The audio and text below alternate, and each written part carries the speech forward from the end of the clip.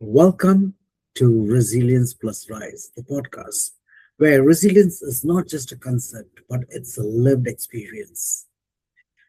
Resilience Plus Rise podcast is a companion to my book, Resilience Plus Rise, and this is based on the journeys of people, of humans who believe that everything is possible by just taking the next step and the next. Today, I have the privilege of reinviting Daniela Sulek. She is an amazing coach. She has been involved in this field of coaching for a while. Before I can talk about Daniela, there is one element that I'd really like to talk about.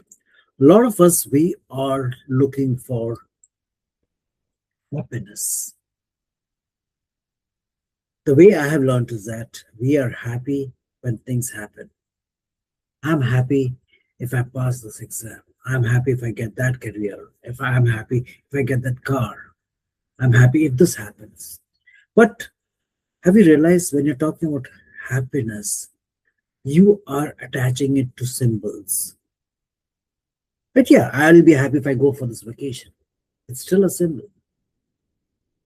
There is something called as joy, which can be underlying through this entire element on how you discover the joy, how you can be joyful and still, when happiness, depending on how it is, how it comes in, you're still joyful and you see the better of everything. Today's guest, as I mentioned, Daniela, she believes towards peace, the inner peace, which is paramount in humanness and in life. She mentions her goal is not to teach anything new, but to experience for yourself that inner peace is a natural state and effortlessness. So, with this, Daniela, welcome to Resilience Plus Rise, the podcast. Thank you so much, Thomas. Thank you for having me back. It's such a joy, such a joy. So, Daniela, just before we had this, got into the podcast recording, you had mentioned there have been challenges. And yes, challenges are a part of life. There are times we go through life, things happen in our life.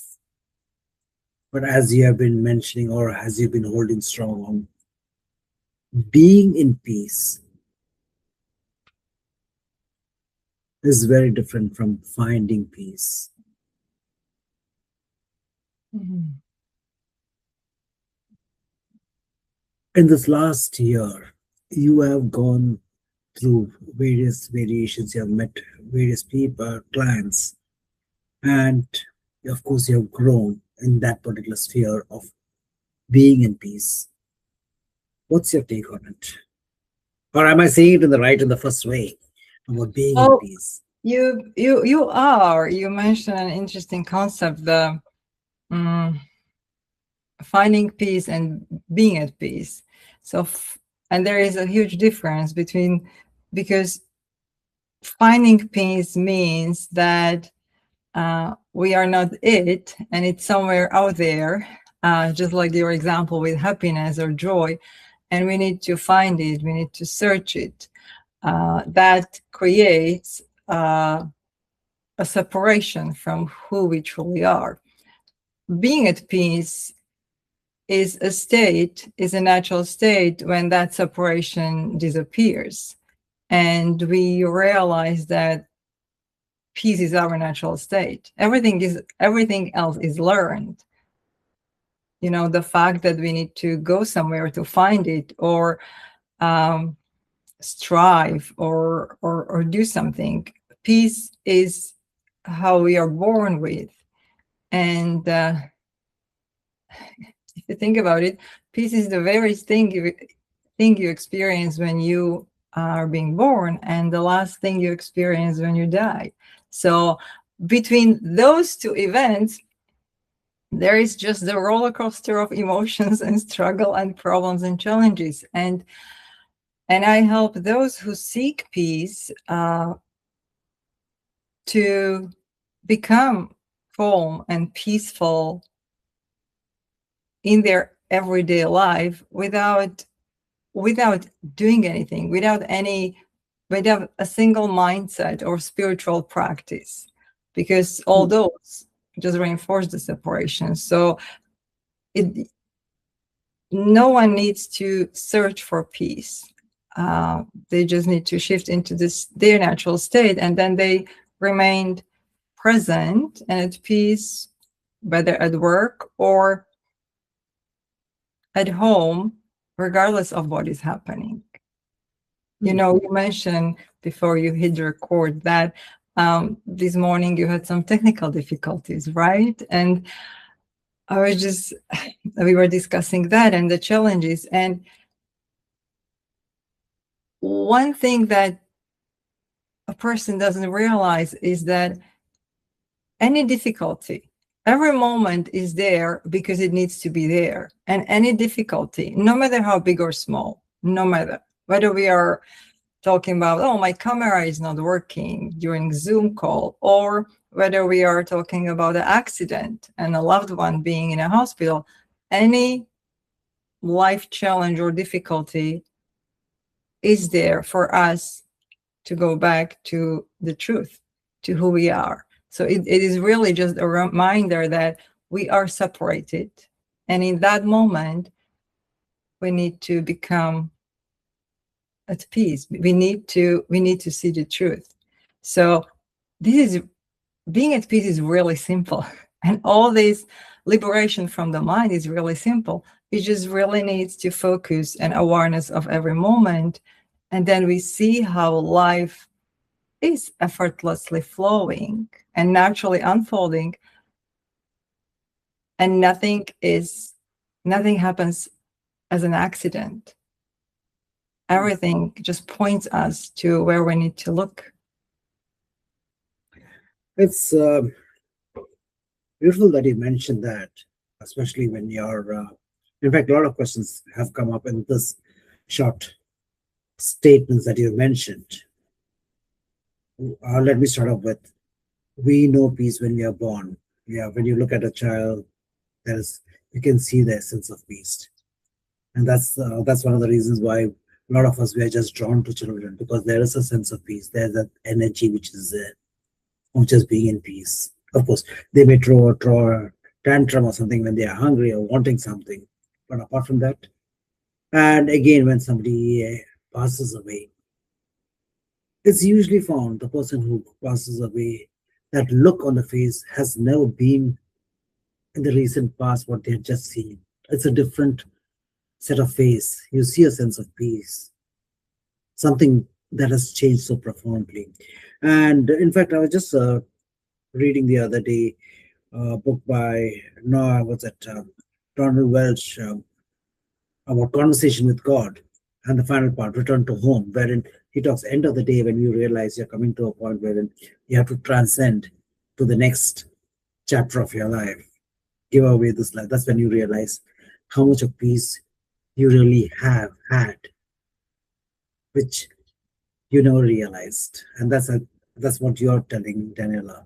But other questions which come up, I'm sure, which will be there with the listeners, is that when you talk about peace, usually equate, as humans, we usually equate to be in some source of meditation, being in sense of just quietness. Now, for me, I am a strong proponent of either coherence breath or the box breathing, or taking moments out just to breathe and be in a state of being a witness rather than being enrolled.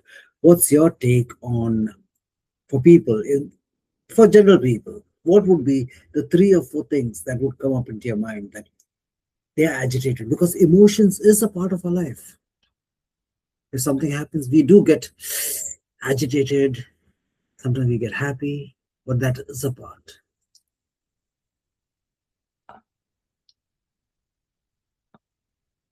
Emotions are a part of life. However, they are not you. So the fundamental truth to live and to be at peace is to realize that nothing that you perceive is you. And yeah, usually for a person it is like, oh yeah, okay, so there is this universe, or the world is not real, or reality is not real. No, it's not that. It's everything that you perceive is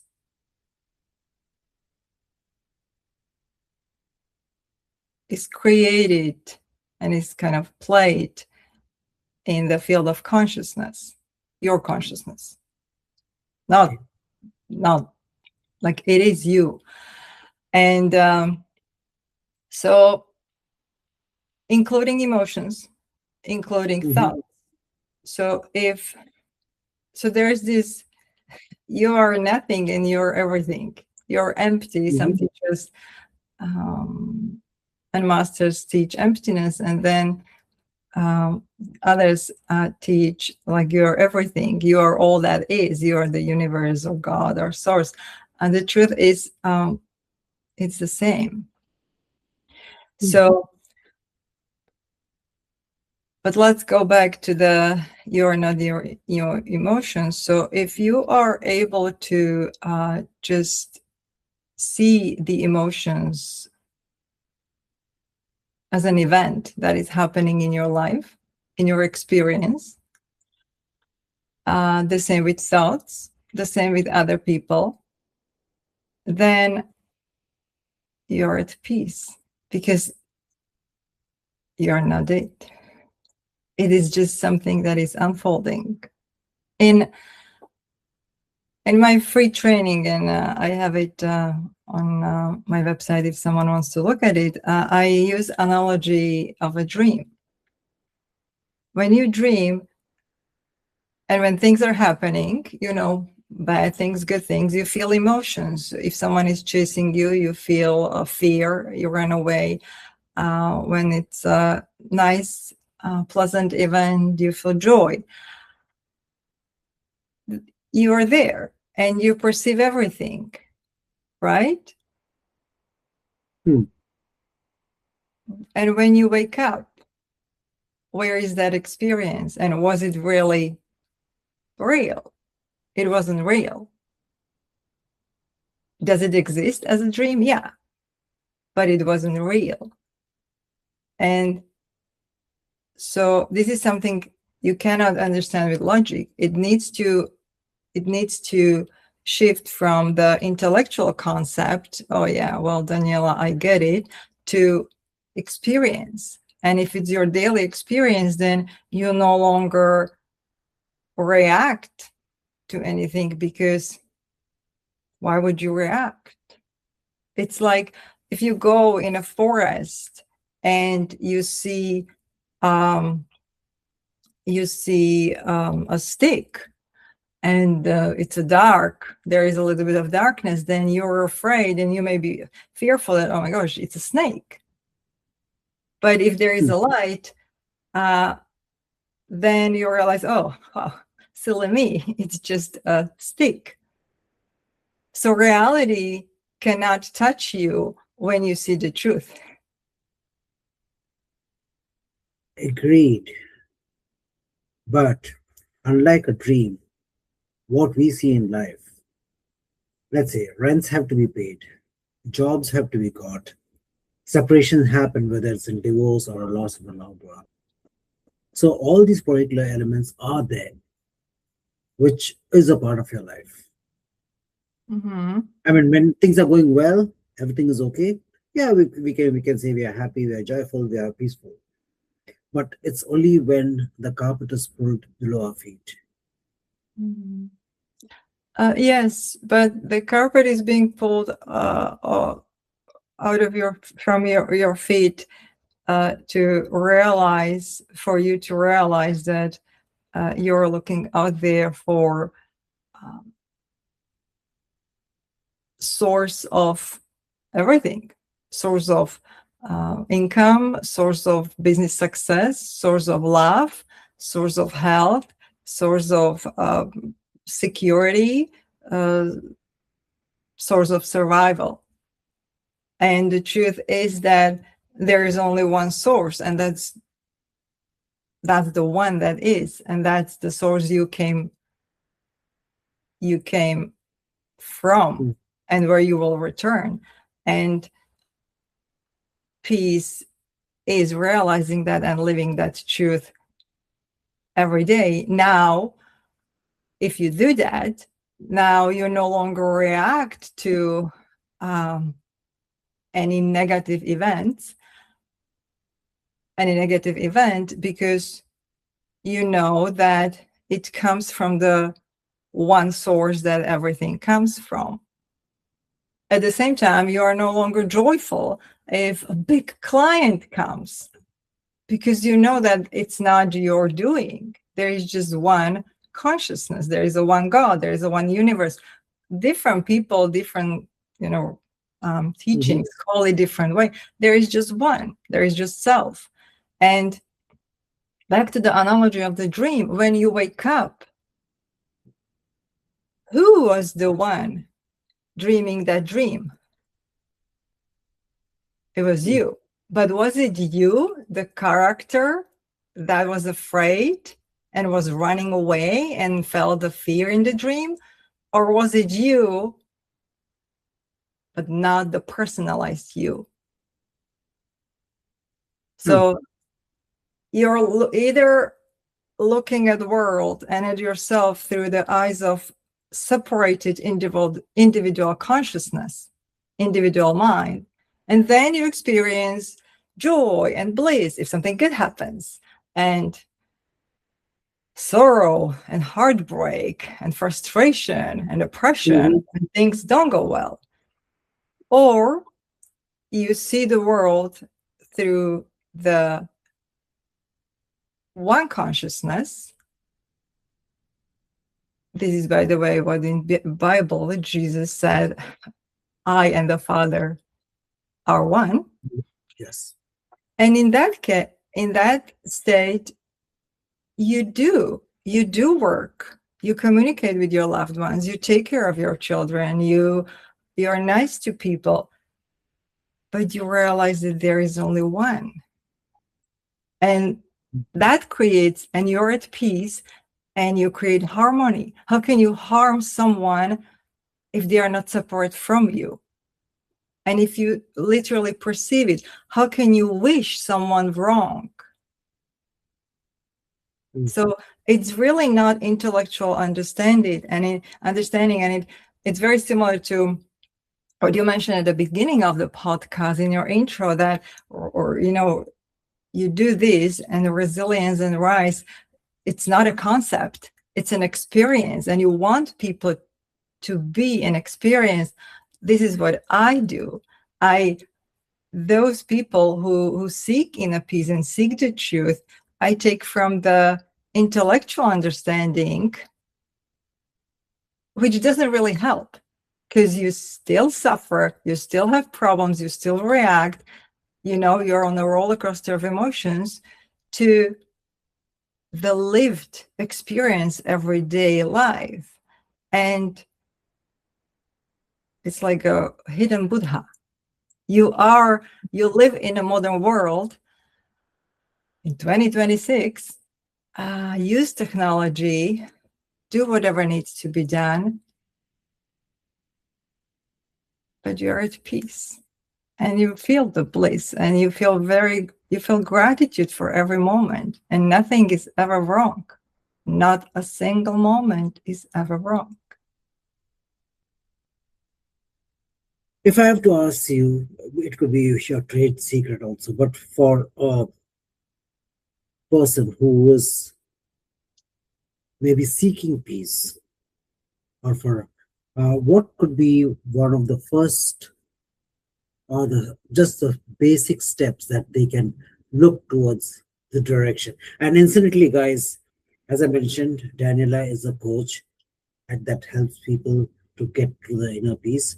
Do go to her website, it will be there in my post down below over here. And there's also a free session that you will be providing, or there is elements that they could be looking into of exploring. But for the listeners, what could be just a simple one or two step that they could find that peace, that elusive peace that they are looking for? Okay, good question. And so you mentioned that for a person who seeks peace, a person who seeks peace usually is on a certain level of consciousness, and they've done and they're doing something to get the peace and to have the peace. So whether it's a mindset practice or spiritual practice or practices, breathing, journaling, meditation, like some sort of. So one thing, and it's the first thing that you need to do, is to realize that anything you are doing, no matter how noble and spiritual it sounds, if you're doing it for the sake of obtaining peace, you're reinforcing the separateness. Oh, beautiful. So that is the first step. You need to drop any practice that creates and reinforces the separation. And if you mentioned free stuff, I have a YouTube channel where I go really deep, and there is about 15 or 16 videos, and I explain what it is, what kind of practices, and like, so if someone is interested, go to the YouTube channel, watch the videos. It's like having really a free session with me, because you will realize a lot with how you reinforce the mind and separateness in your daily life. So that will be the first step. So now, okay, this is what we don't do. So what do we do? Try just to be. It's very simple. Learn to be without going anywhere, without doing anything, without wanting anything. Can you be? And being, let's say, sit. Can you sit for 10 minutes with no intention? No intention. No, oh, I will sit and connect with my higher self, or I will sit to calm my mind. No, just sit and watch what is happening. Just be aware what is happening. Just literally be with the moment and let the moment be as it is. Don't manipulate experience. That's a human. That's the mind. So you mentioned meditation. Again, there is a video I recorded how you need just one meditation, and it's really not meditation, because meditation, it's been so misunderstood in this Western world that and I'm guilty of it. I've done it for 10 years. For 10 years, this is why I teach what I teach. For 10 years, I was buried in a quote unquote meditations and spiritual practices, trying to quiet my mind and be at peace. If you're meditating to get somewhere, that's not a meditation. And getting somewhere, even if it means calming your mind or getting a peace of mind, that's not a meditation.